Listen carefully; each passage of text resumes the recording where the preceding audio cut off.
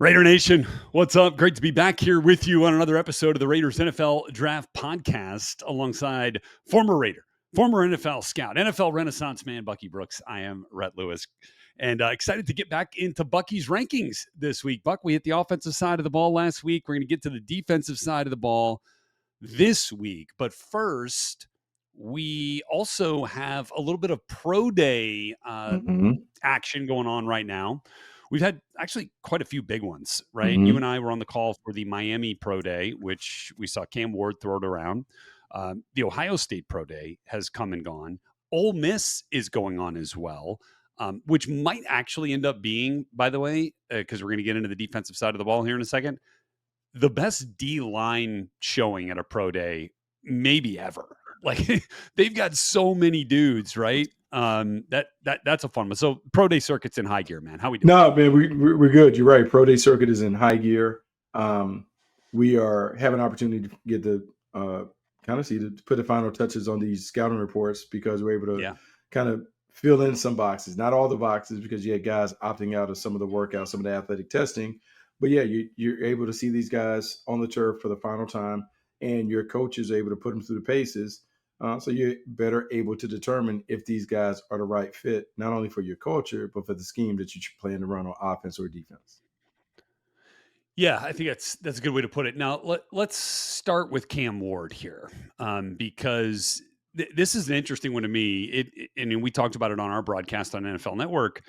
It is really seen since the combine that Cam Ward has kind of moved into that number one spot, and it kind of feels like that's where we're headed. Like the Titans aren't going to get out. It's not going to be Abdul Carter at this point, at least if you're reading the tea leaves, right? And Cam Ward is the guy. They were there in full force. Offensive coordinator Nick Coles, quarterback coach Bo Hardegree, obviously head coach Brian Callahan, Chad Brinker, Borgonzi. I mean, like the whole crew was there en masse to watch Cam Ward. Here's what I'll say. I thought, it was a fun pro day to watch, right? There was a lot of stuff out there that Cam did. He showcased his skills that we really loved coming in. Although, like, I don't know that it necessarily, like, matched the hype that it has been getting. I don't know it's the best one we've ever seen, and that kind of feels like the narrative that has kind of been out there right now. And again, that's not to say it wasn't good. It was everything I needed to see to feel good about the Titans picking him number one overall. How does that sound? I mean, that sounds about accurate. I would say it was a pro day workout that probably went too long for who he was and where he's positioned. Number one overall pick, QB1 on the majority of most boards. I would say that normally a quarterback that's sitting in that situation, 45 to 50 throws, do the basics, 40 throws, a handful of those razzle-dazzle throws, and you get out. This was completely different. He did a lot of razzle-dazzle, a lot of fadeaway jump shots, a lot of cross-body throws, and those things, which he's shown that he can do on tape. But it should be a minor, not a major. It appeared that he was trying to show people that he can major in those throws. Yeah. What I'll say about Cam Ward, it's a meteoric rise. It's a rise that is probably similar to the ascension of Joe Burrow. But I would say even different because Joe Burrow was a 3-star recruit, went to Ohio State, left Ohio State to get an opportunity to play at LSU. And then LSU, after, I would say, a ho-hum first season, the second season was a magic carpet ride. Day 3 pick, first season. Yeah, Cam, and then he goes number one overall. Yeah, Cam Ward, a little different, 0-star recruit, makes his way to Incarnate Ward, has 2 good seasons there, parlays that to an opportunity to play at Washington State, does that for 2 years, is flirting with the possibility of being a pro, gets maybe a 3rd-round grade or the suggestion to go back to school, finds his way to Miami, and then is a 1-year wonder in Miami where he finishes as the FBS leader in touchdown passes based on his 5 seasons at the collegiate level, and someone that people are just raving about in terms of the tools, talent, the toughness, the leadership ability, kind of being the total package that you look for in today's QB1. Yeah, I'd say so as well. And so with Cam Ward, let's play that scenario out for the Raiders still sitting at 6. By the way, every team still sitting in the same spot that they earned in this draft order, which is kind of unprecedented at this point. I imagine we'll probably see a little bit of movement here and there once we get to draft day, but it's been kind of crazy that we have every team represented in the first round. Raiders at 6, Cam Ward goes number 1.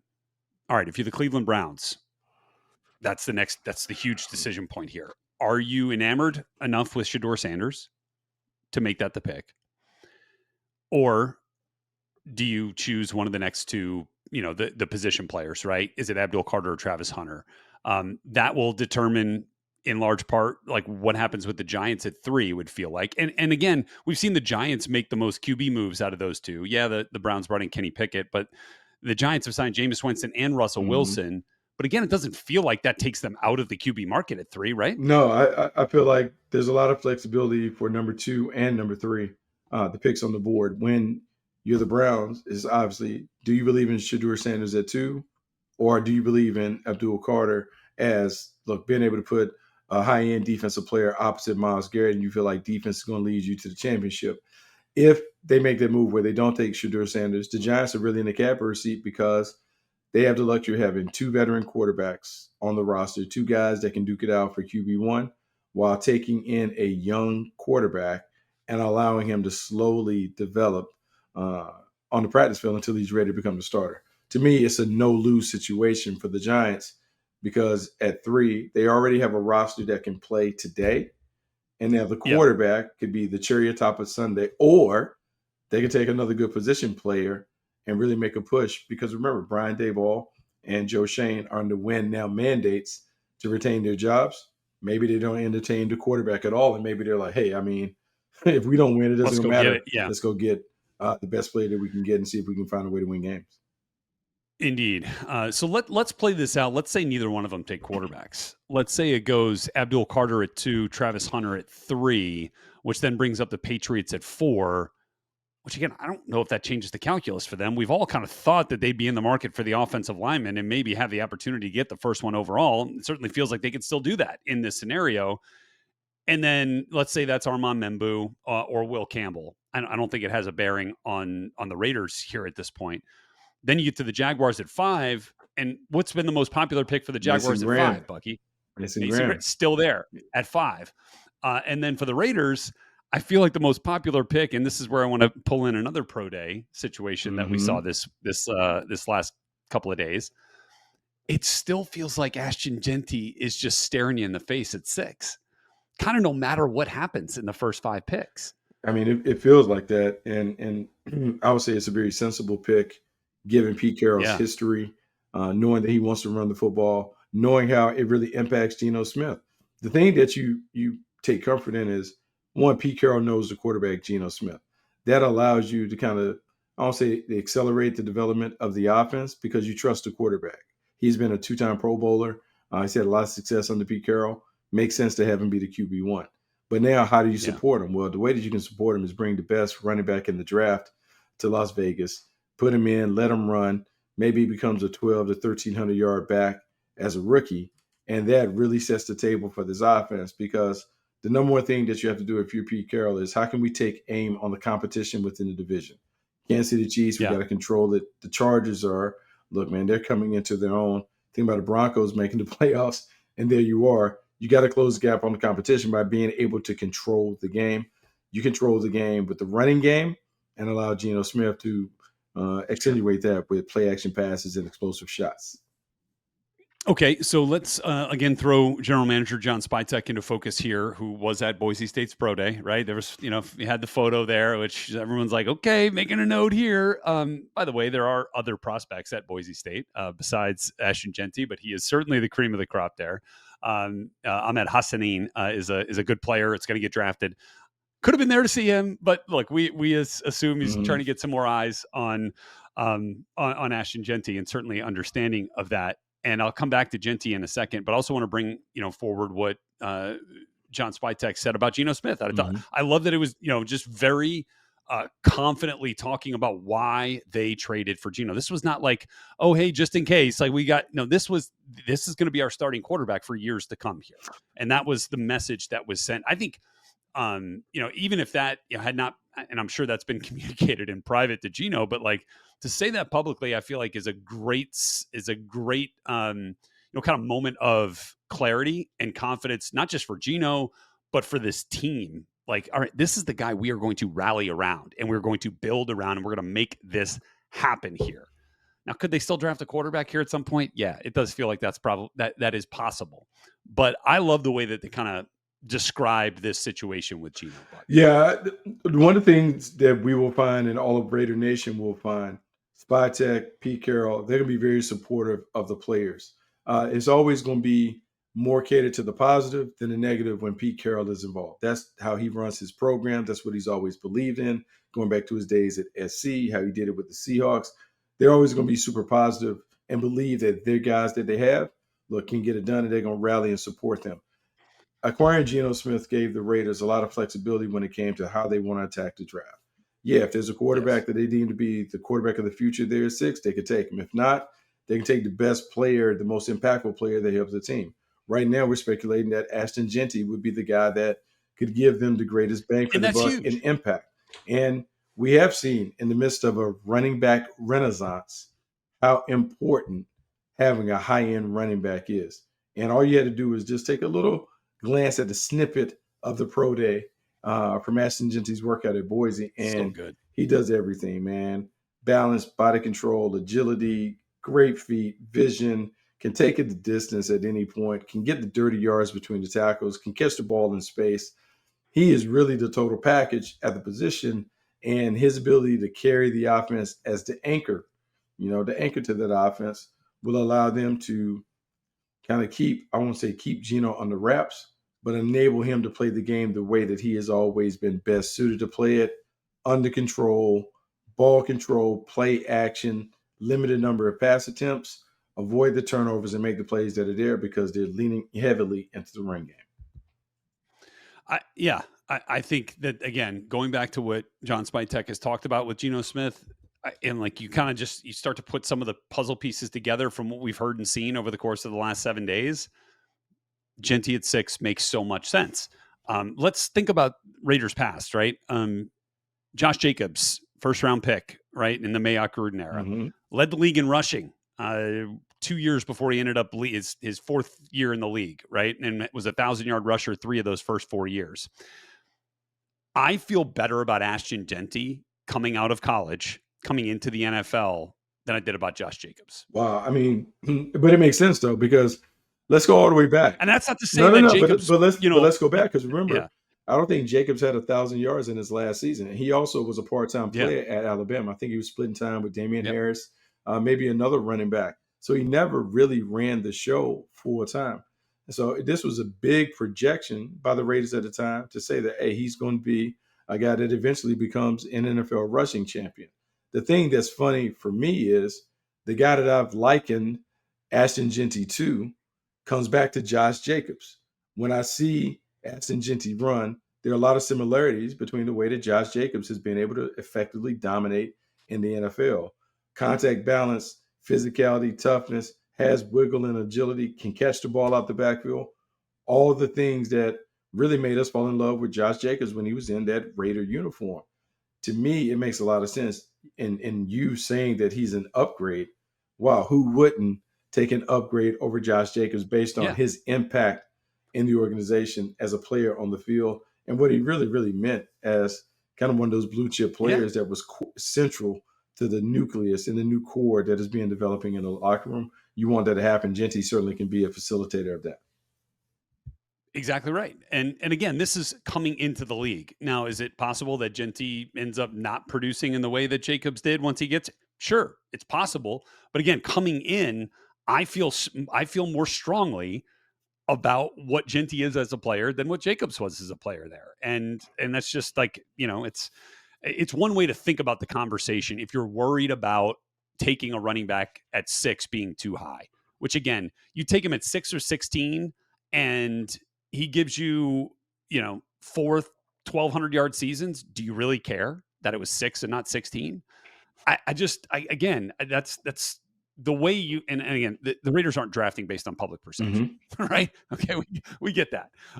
But again, just for all of our Raider Nation out there, like that, if you put all that into context, like, bam, slam dunk, if that is in fact the way that they want to go. Could they take an offensive lineman? Sure. Could they take the next best defensive lineman? Sure.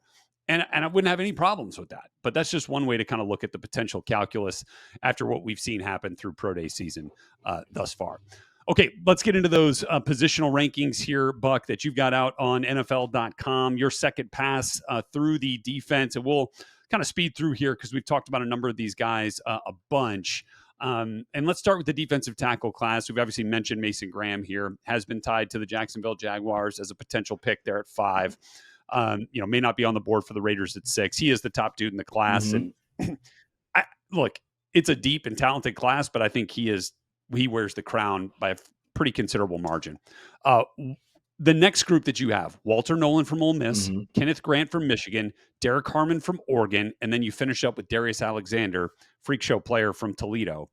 Which one of those guys are you most excited about beyond Mason Graham? Oh man, it's a really solid class. I would say the most excitement comes from Derek Harmon and Derek Harmon's growth and the transition that he made going from Michigan State to Oregon, the level of dominance that he displayed his final season, active hands, physical player, nonstop motor, very relentless in terms of how he plays. And I just think about the versatility that he adds at the line of scrimmage, being able to do a few different things. To me, should be a difference maker really, really early in his career because he just has the tools within the toolbox to be able to attack in so many different ways. It's going to be hard for a defender to be able to slow him down. I love that. I love that thought. Let's move along the defensive line to the defensive end group, and you've kind of separated this out, a little bit differently Mm-hmm. than we have at times in the past. Not just an edge group; it's a DN group, and then it's an OLB group, and we'll get to that part here in a second. The end group, you've got Shamar Stewart Mm-hmm. up at the top, where like if it's an edge category, we're talking about Abdul Carter, Yeah. right at the top. So, kind of explain that distinction for us here. So here's the thing, Rhett. In all honesty, the reason why I separated them in defensive ends and outside linebackers is the group is so deep that I wanted to make sure that we had all the names included in the thing. Yes, And so logistics. if I could create another position, whether it's defensive end and Leo or Eagle or whatever it is, I was Right. trying to make sure I got those guys on the field. But honestly, when I think about defensive ends, these are more the guys that I think about being 3-down players, guys that do most of their damage in a 3-point stance, guys that you probably see as more of a 4-3 defensive end in your defense. The other guys, the outside linebackers, the rush players, these are more of your athletic types that are kind of speed, quickness, and athleticism off the corner. And Shamar Stewart, Gotcha. we can talk about like the traits and the pedigree, just so impressive during the combine in terms of moving around. Mm. And even though like it makes you pause when you look at the production, significant amount of pressures where you can say, hey man, close but no cigar, but man, he just consistently rattles the cage because he's always buzzing by the tower like a plane, just always buzzing by, just always in the way. He is a handful. The other guys, I'll say this, Jack Sawyer from Ohio State intrigues me because he's more of the worker bee on the edge. And I'll say this because people are always talking about like, oh, he's a high motor player and those things, and he is. But to me, I think he's far more skilled than people give him credit for. Hand-to-hand combat quickness, finishing ability, the way he closed out the game in critical moments for Ohio State. He's everything that you want. And I'll say this, like this kind of got me going. Him standing up to Michigan at the end of the game when it was all said and done, when you're trying to change the culture and you talk about having a team full of tough guys, look, it doesn't get much tougher than me versus all of the team up north, me versus Michigan. Like, I loved it. I love how he's willing to take it all on. Yeah. So Jack Sawyer checks in as your number 3. Landon Jackson, I think that debate is pretty close too. Man, From Arkansas. It is close. I got people upset about that, and to me, look, it's a debate. I think they're touching. It depends on which one do you like. Jackson had a very impressive combine, but I would say on tape, Sawyer's been very, very impressive to me in terms of delivering in big moments. Comes down to the preference. We go to the ice cream shopping and like different flavors. Doesn't make one wrong, but you're right. Jackson and Sawyer, that is a very, very contentious debate. Tight right there. And Nick Scorton up there at number 2 for you. And then you round it out at number 5 with Princely Uman-Mielen from Ole Miss. Again, another incredibly deep group of defensive linemen from Ole Miss. And I mentioned Walter Nolan up there, JJ Pegues, and then you've got Jared Ivey too, right? As a part of that group. From Ole Miss, like there's a ton of guys that they had. I mean, my goodness, that was an incredible assembly of talent there in Oxford. Okay, let's move to that outside linebacker crew, and because these guys are attached, right? And that's where you see Abdul Carter at the top. You see James Pierce come in after a big year at Tennessee. Mike Green, monster year at Marshall, led FBS in sacks. You get Michael Williams into the conversation right there. And then Donovan Ezeraku from Boston College, who had another extremely productive year, just below Mike Green in terms of total sacks. I think they were at like 17 and 16 and a half, respectively, there. Now, the one name that's missing from this list, and I know we'll see it later in the list, is Jalen Walker, who we all, kind of project towards the edge rusher role as well. So give me a kind of an overview of that outside linebacker group and then your thoughts on Walker as we get into the off-ball back. I'll say this group, this pass rushing group, is as good as it gets. I would say when you combine the outside linebackers that we're discussing and the defensive end, stylistically, whatever it is that you're looking for on a front set as a front seven pass rush player, you can find. When we talk about the outside linebackers in particular, these are your hybrid guys, your guys that can attack from multiple points. They can do it from an upright stance, and they are slippery and slick, utilizing finesse and athleticism to be able to get it done. Carter is the natural. He really came into his own this year. People are talking about the injury, but even before that, he was displaying outstanding burst and wiggle getting to the quarterback, has developed that long arm that he sticks squarely in the chest of blockers, and then uses that to set up everything else, much like a boxer uses a jab. Look, he's terrific. He wears the sticks, the number 11, to pay homage to LeVar Arrington and Michael Parsons, some of the great players that have done that number before. But this dude is worthy because he can tip the field, tip the balance of power with his presence. He should be a good one. He should be a good one coming off the board. Yeah. No question. You said in Cleveland. I get it. Cleveland feels like the pick for Abdul Carter. I'd love to see him with Myles Garrett on the other side. Pick your poison there. Opposing offenses. Tough deal there. All right. So we get to the linebackers, and that's where Jalen Walker is top of the list. Butkus Award winner. But again, kind of freak show pass rusher too, right? And that's why we've kind of projected him as an edge player. But I understand why you put him at linebacker. That's kind of what he look. And it's funny because he even defined it. And after I heard him define the position that he played, I was like, okay, I'm gonna use your words for you. And he talked about, I'm an H linebacker. I'm a hybrid linebacker. And I was like, great. That enables me to put you at linebacker and say you're an HLB, which is you can play off the ball on early downs, but on third down, you can attack coming off the edges. They allow you to kind of find a way to be a C-ball, get-ball defender from multiple angles. And as we think about the nature of the game and how so many teams are kind of using that strategy after Michael Parsons had success, why not take an elite level athlete and see if you can maximize his skills at a variety of touch points? So I put Jalen at the number 2 edge spot for me. But again, that's semantics, really, if we're really talking about it. I put Jahad Campbell as the top off the ball backer from Alabama. And Bucky, we're gonna have to get into it. We're gonna have to get into it on Carson Schlesinger. You're way too low on the UCLA standout. Way too low. I mean, too low. Schlesinger, I thought I gave him his just due as a 1-year starter, a former walk-on who has come on like gangbusters. He's a tackling machine. He does everything in multiple phases as a special teamer and defensive player. 1-year production. My thing is, who are we taking down? I got Danny Stutzman from Oklahoma, who is always around it, just racking up statistics. And then he had a great workout. So he looks the part on tape in workouts. He's terrific. Carson Schlesinger is the most instinctual linebacker in this class and maybe the most instinctual player of any position group in this draft. And I love it. And I know he is up there near where you reside. I know he's probably a neighbor. Right. You probably see him see him in the neighborhood as you're just kind of walking the dogs and hanging out. But look, he's a great player. And I'll say this, like when you watch him on tape, to think that he's just a 1-year player in terms of 1-year starter is remarkable. Yeah. And I will say that group that I have at linebackers, Barrett Carter, Stutzman, and especially like they all can kind of move around because Barrett Carter wears the 0, and you see him do some of the things that we talked about, like these new school linebackers that are linebackers on first and second down, then they come off the edge on third downs. These guys, look, the linebacker group, to me, people talked about it being a down year, but I think you can find what you're looking for in this top 5 list in terms of Mike linebackers. Yeah, no doubt. And then you've separated out the secondary players into corners, nickels, and safeties. Interest of time here, we'll kind of speed through these Hmm. guys. Travis Hunter's at the top. Like, what more do we need to say? It's He's so the number funny, one right? corner. Like I have him at the top at corner, but people are saying you're wrong. He should be wide receiver one. Like he wants to be a wide Yeah, receiver. put him I mean, both. Put him at I both. don't know. Like I mean, he's I'd take him as the yeah. first receiver. He, I'd take him as the first corner. I feel great about that. I feel a little bit less great about Will Johnson.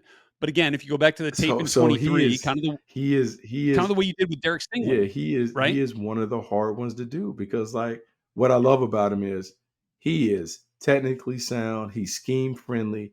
Anything that you want to see him do, he can shadow box and press, he can play off and play with instincts and awareness and all of that. He'll tackle, he can run it down. But Red, I'll be honest, he's not going to test. He hasn't tested, no 40. He's not going to get anything out of him. He's probably not going to work out at all prior to the draft. And then, look, man, he's had a slew of injuries over the last couple of years that have kept him in and out the lineup.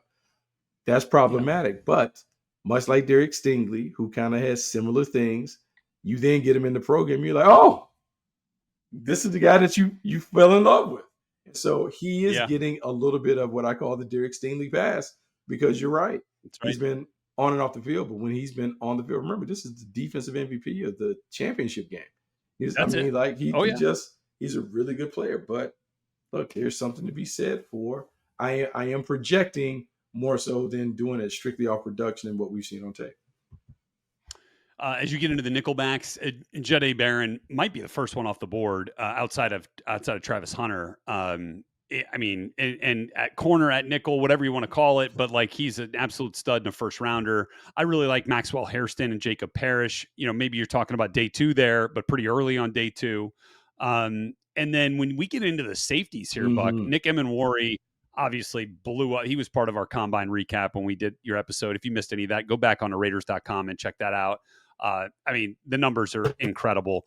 But Malachi Starks and Xavier Watts, Mm-hmm. while not as athletically talented as Emenwari, like just stud football players, in my opinion. And I'm okay with that, right? Yeah, Like I I don't mean, need 4.29 speed and 48-inch vertical. Like go be a great football player for me. there are some of the two guys that are really good football players. Malachi Starks and Xavier Watts are both outstanding football players. Starks, in particular, is a guy that he's always around the ball. And look, he didn't have the same kind of year this year that he had the previous year, but it doesn't matter to me because he's such a good football player. Instincts and awareness, can get in the box, can play center field, can play man, can play zone. Really good tackler. He has a lot of the tools and traits that you look for in a safety. And then Watts is just a ball magnet. The ball tends to find him, or he tends to find the ball when he's playing in the deep middle. Just instincts and awareness, range. Look, feast off tips and overthrows. Really good playmaker, and played in a defense that was directed by an NFL defensive coordinator, Al Golden. I like the transition that he potentially can make to the next level. There you go. Sebastian Castro. I'm glad you put him on there too. Like, I think that dude's a stud. Like, he's going to be around. You're going to have a hard time getting rid of Sebastian Castro from Iowa in there on the safeties list. Jay Reed's really good as well. But that's a quick spin through the top 5 defensive position rankings. You missed any of that? Check that out over on NFL.com. Bucky puts a ton of work into that, and always a good way to, again, familiarize yourself, even beyond the top names, guys that we could hear their name called early on and perhaps end up in silver and black. Thanks again for being with us on another episode of the Raiders NFL Draft Podcast. When we come back to you next time, again, we're going to be talking about draft month, right? It is draft month.